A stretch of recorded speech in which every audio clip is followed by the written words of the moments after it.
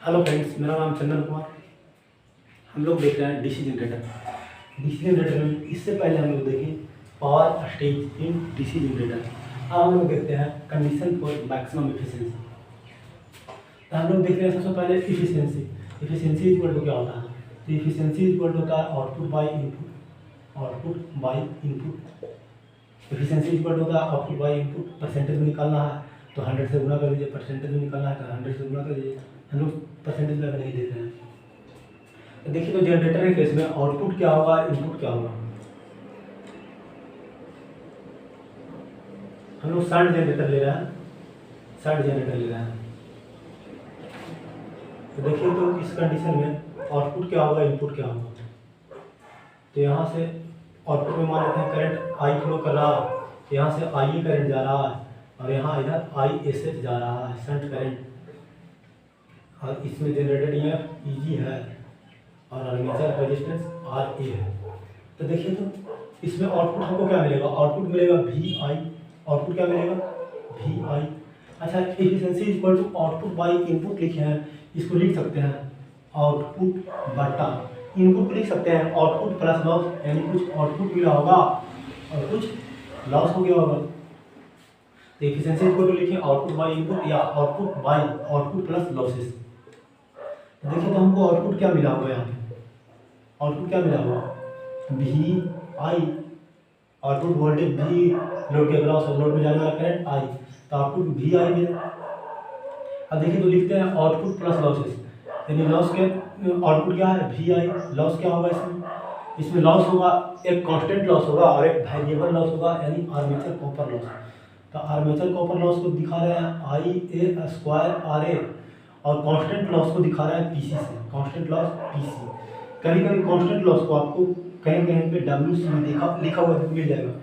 तो पीसी या W C दोनों से हम लोग दिखाते हैं कांस्टेंट लॉस को, तो हम लोग यहाँ पर पीसी ले रहे हैं, ठीक है।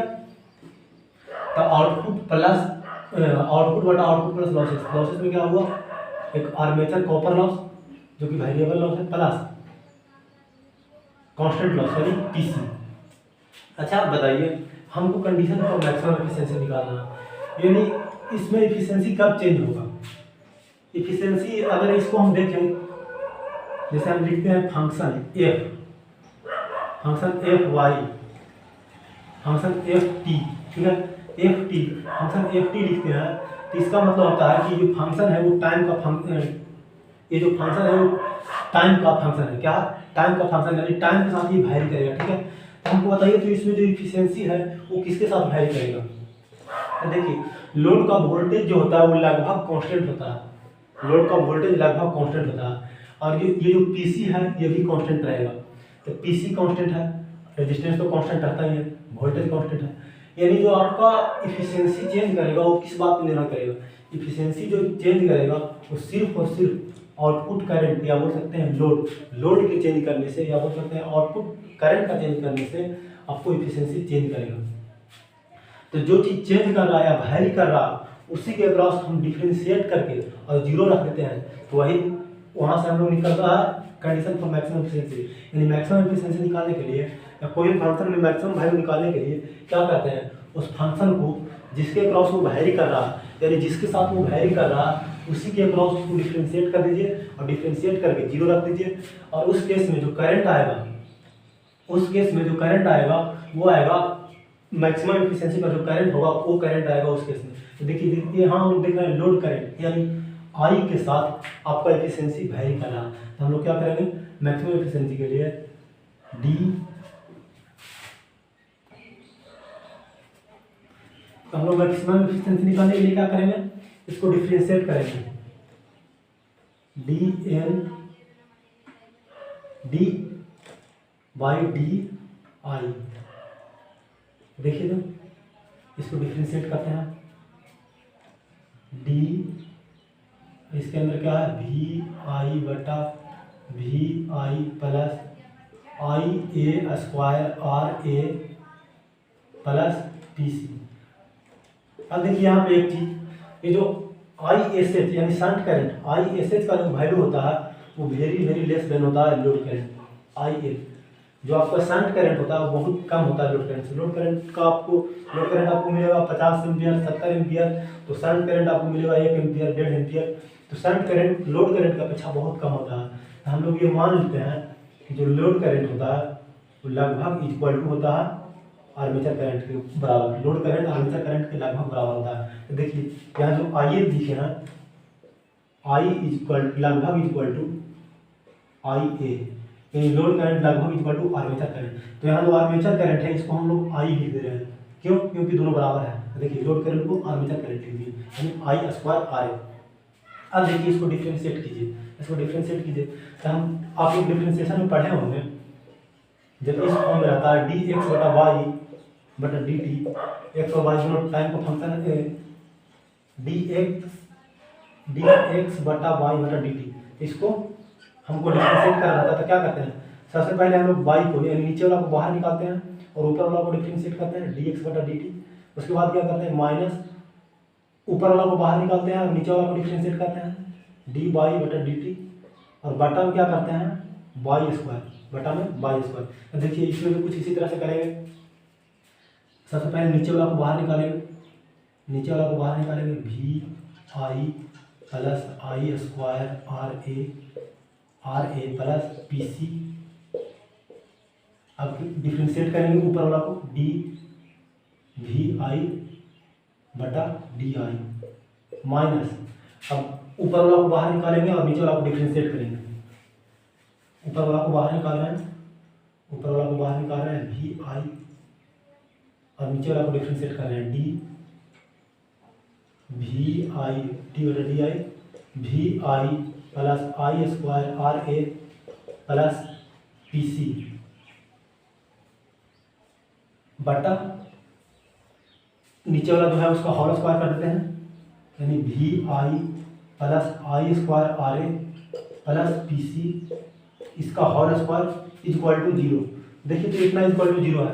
तो अगर इस पार्ट को उस तरफ ले जाएंगे तो ये 0 हो जाएगा। तो इसको डायरेक्ट हम मिटा दे रहे हैं, इसको उस तरफ ले जाएंगे, बराबर के उस साइड ले जाएंगे तो ये 0 हो जाएगा। तो इसको हम डायरेक्ट मिटा दे रहे हैं, अब देखिए इसका कैलकुलेशन कीजिए। तो अब इसका कैलकुलेशन करते हैं यहाँ से। देखिए तो कैलकुलेशन करेंगे तो क्या मिलेगा, V I plus I square R A plus P C into, देखिए भी ये तो भी तो बाहर निकल जाएगा और आई को डी आई से डिफ्रेंशिएट करेंगे तो 1 हो जाएगा, यानी इंटू भी हो जाएगा माइनस। इसमें देखिए वी आई बाहर है और गुना हो जाएगा वी आई में, भी बाहर हो जाएगा, आई को डिफ्रेंशिएट करेंगे तो 1 हो जाएगा, यानी ये हो जाएगा वी प्लस आर ए बाहर हो जाएगा, आई स्क्वायर को डिफ्रेंशिएट करेंगे तो हो जाएगा 2i, यानी 2i into R A plus P C. तो पी सी यानी कॉन्स्टेंट लॉस जो है वो आर्मेचर करंट पे डिपेंड नहीं करता है। तो पी सी तो कांस्टेंट है, तो कांस्टेंट को डिफ्रेंशिएट करते हैं तो 0 हो जाता है, यानी ये हो जाएगा 0 इक्वल टू 0। अब यहाँ से देखिए दोनों गुना करते हैं तो ये हो जाएगा वी स्क्वायर आई प्लस भी into I square R A plus भी इंटू पी सी प्लस भी into P C equal to minus V square I, यही माइनस हो जाएगा, माइनस 2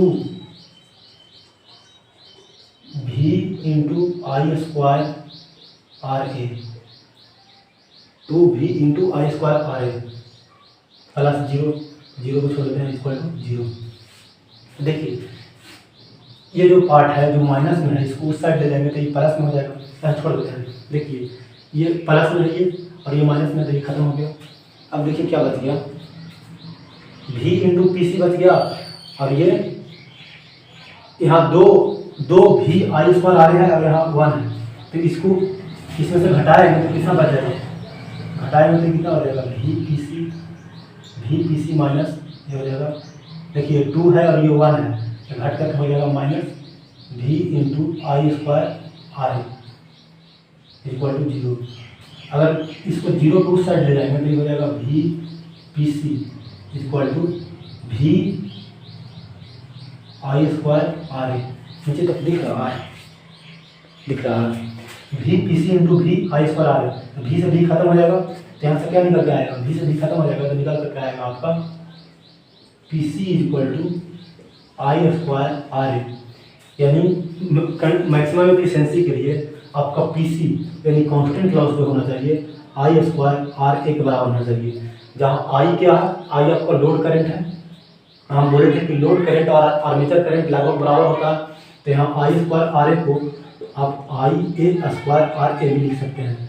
यानी और आई ए स्क्वायर आर ए जो लॉस होता है इसको बोलते हैं वेरिएबल लॉस, यानी कांस्टेंट लॉस वेरिएबल लॉस पे जब बराबर हो जाएगा तो उस कंडीशन में जो इफिशिएंसी होगा वो मैक्सिमम इफिशिएंसी आएगा। तो इसमें हम लोग क्या किए, सबसे पहले इफिशिएंसी हम लोग देखें आउटपुट बाई इनपुट या output by output plus losses. यहाँ हम लोग आउटपुट क्या हम लोग को मिल रहा था वी और आउटपुट करंट आई, तो आउटपुट बटा आउटपुट प्लस लॉसेस, लॉस में वेरिएबल लॉस और कांस्टेंट लॉस। तो यहाँ हम लोग देखें कि इफिशिएंसी सिर्फ और सिर्फ वैरी करेगा यहाँ पे लोड करंट को वैरी करने से। तो हम लोग लोड करंट के क्रॉस डिफ्रेंशिएट करके और इसको जीरो के बराबर पुट कर दिए, इतना इक्वल टू जीरो, जीरो के बराबर पुट कर दिए। जीरो के बराबर पुट किए तो ये देखें कि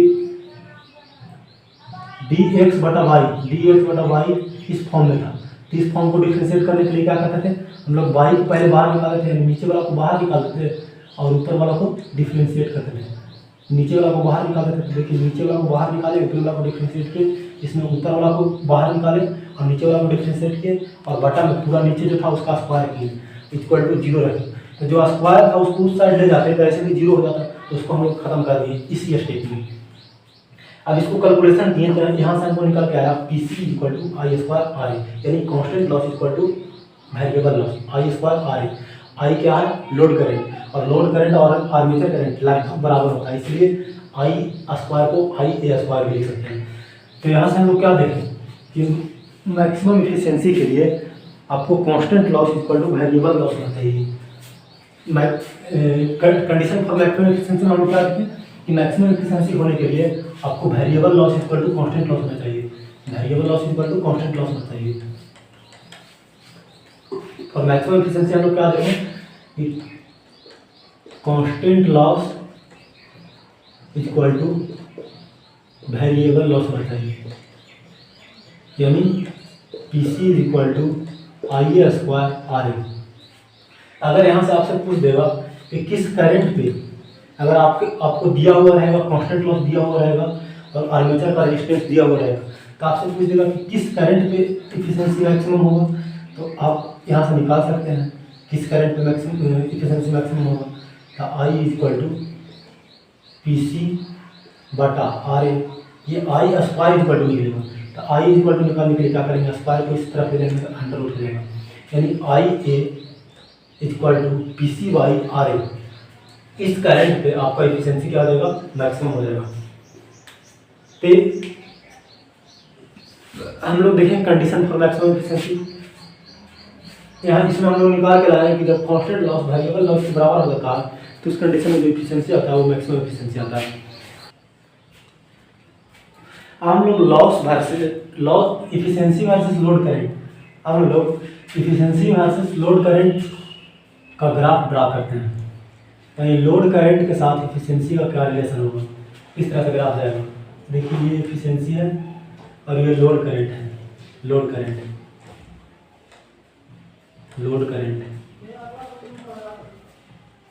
ठीक है, लोड करंट जिसको हम लोग आई से दिखा रहे हैं यहाँ पे। देखिए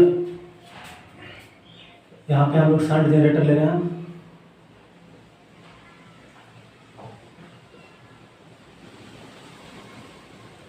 यहाँ पे लोड लगा हुआ है V I S H I ए,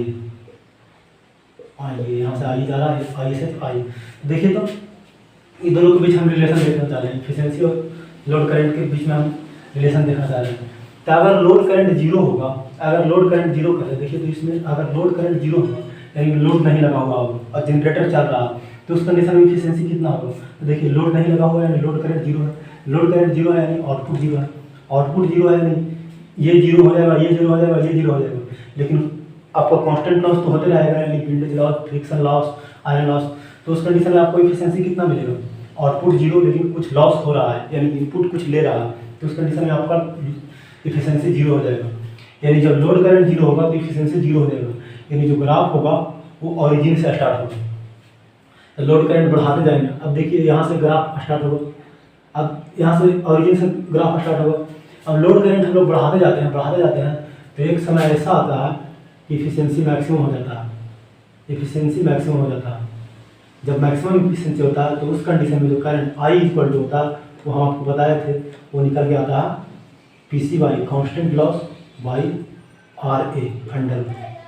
तो इस करंट पे इफिशियंसी मैक्सिमम होगा। अगर हम करंट का वैल्यू यानी लोड करंट का वैल्यू इस करंट से बढ़ाएंगे तो उस कंडीशन में फिर क्या होगा, आपका इफिशियंसी फिर से घटने लगेगा। ये हम लोग देखे लोड वर्सेस इफिशियंसी का क्या बोल रहे हैं कि अगर लोड करंट जीरो रख रहे हैं तो उस कंडीशन में हमको आउटपुट जीरो मिल रहा है, लेकिन इनपुट में पावर कुछ ले रहा है जनरेटर। क्यों ले रहा है? क्योंकि फ्रिक्शन और विंडेज लॉस कुछ ना कुछ तो होते रहेगा। तो उस कंडीशन में आपका इफिशियंसी जीरो हो जाएगा। इफिशियंसी जीरो होगा यानी ग्राफ जीरो से स्टार्ट होगा, ऑरिजिन से स्टार्ट होगा। लोड करंट जीरो तो इफिशियंसी जीरो। यहाँ फिर हम देखें कि जब लोड करंट बढ़ाते जाएंगे तो इफिशियंसी बढ़ते जाएगा, लेकिन एक समय ऐसा आएगा जब लोड करंट इक्वल टू इतना हो जाएगा तो उस कंडीशन में इफिशियंसी मैक्सिमम होगा, और उससे जब हम लोग लोड करंट का वैल्यू बढ़ाएंगे तो इफिशियंसी का वैल्यू घट जाएगा। आई होप अभी तक जो बताया आप लोग को समझ में आया होगा। बाकी हम लोग देखेंगे नेक्स्ट लेक्चर में।